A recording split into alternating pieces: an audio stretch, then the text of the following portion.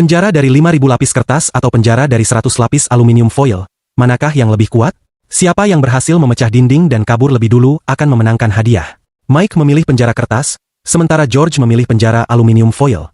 Kertas terasa lembut dan gampang disobek. Tapi bagaimana caranya membuka 5.000 lapis yang menumpuk? Di sisi lain, penjara aluminium George malah semakin keras saat dipukul. Lapis demi lapis menyatu jadi dinding sekeras tembok. George mencoba melipat potongan foil menjadi bentuk pisau, berharap bisa mengiris sebuah lubang. Namun, ketebalan dan kekerasannya praktis tak memberi celah. Sementara Mike bisa merobek belasan lembar kertas dengan mudah. Pembawa acara menghadirkan palu kecil sebagai alat tambahan. Mike terus menggaruk dinding. Ujung palu kecil itu ternyata menggores banyak lapis. George pun berhasil mengangkat beberapa lembar foil yang tajam.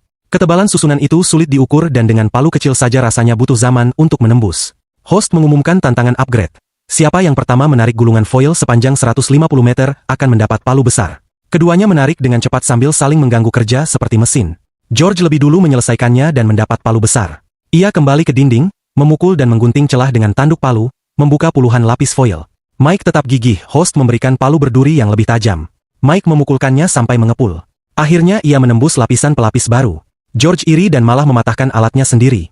Host cepat memberi tongkat baseball berduri sebagai gantinya. George menyingkirkan potongan foil yang robek, celah makin melebar.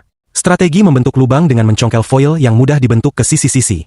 Mike tergoda ingin mencoba tongkat berujung duri dan George meminjamkannya. Dengan tool baru Mike mengayun lebih kuat lagi dan berhasil membuka setengah jalan keluar. Persaingan makin sengit.